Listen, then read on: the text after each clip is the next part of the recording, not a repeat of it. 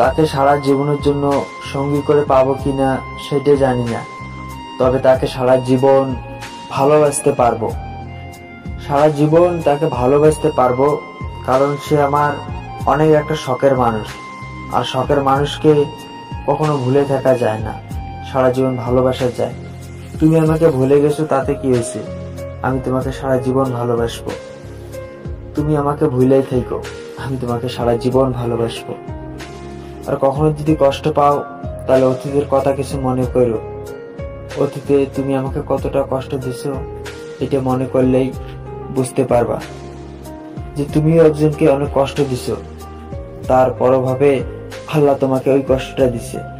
তবে দোয়া করি খোদা যেন কখনোই তোমাকে কষ্ট দেয় না। ভালো থেকো মহারানী।